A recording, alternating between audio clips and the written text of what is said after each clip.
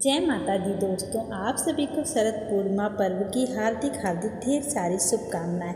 आज हम आपको शरद पूर्णिमा की एक बहुत ही प्यारी और सुंदर कहानी आपको सुनाते हैं। ये कहानी आज तक आपको किसी ने नहीं सुनाई होगी। शरद पूर्णिमा व्रत वाले दिन इस कथा को अवश्य सुने, आपको धन धान्य की कभी कमी नहीं होगी। चलिए सुनते हैं शरद पूर्णिमा की एक बहुत ही प्यारी कथा।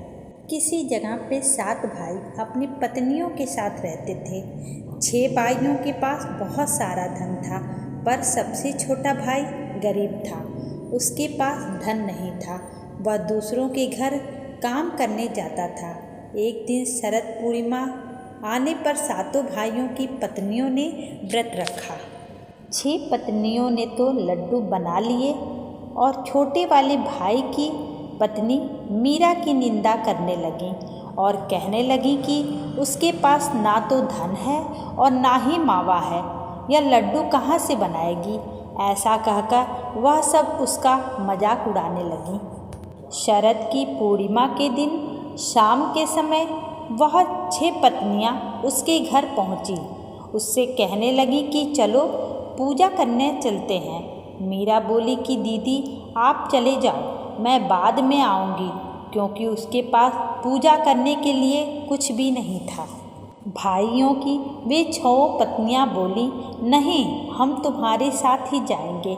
मीरा उदास होकर अपने पति के पास आ गई और बोली, अब मैं क्या करूं? पति बोला, तुम चिंता मत करो, मैं कुछ सोचता हूं। मीरा के घर के पीछे एक सीताफल का पेड़ था।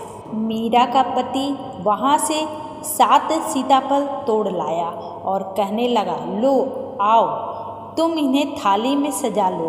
वहाँ जब सभी भाभी पूजा कर लें फिर तुम बाद में करना, कोई देखेगा भी नहीं। मीरा उन सब के साथ पूजा करने चली गई।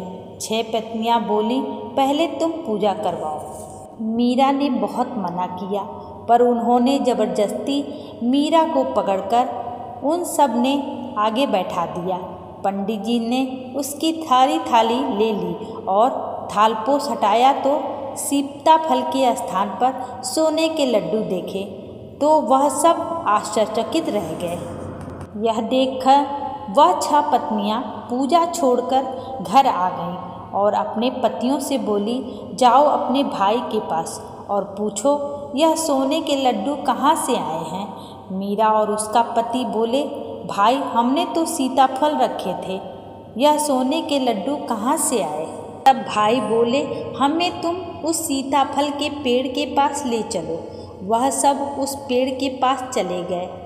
6 पत्नियाँ बोली, इस पेड़ पर चढ़कर सभी सीताफल तोड़ लो। वे उस पेड़ पर चढ़े और सीताफल की जगह सांप ही सांप उन्हें दिखाई देने लगे और वे सब वहाँ से भाग गए और घर पहुँचते ही उन 6 भाइयों का सारा धन चोरी हो गया और वे गरीब हो गए और छोटा भाई धनवान हो गया।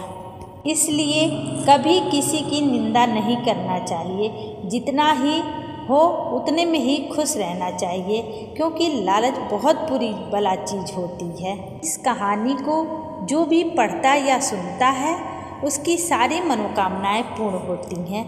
जय माता दी।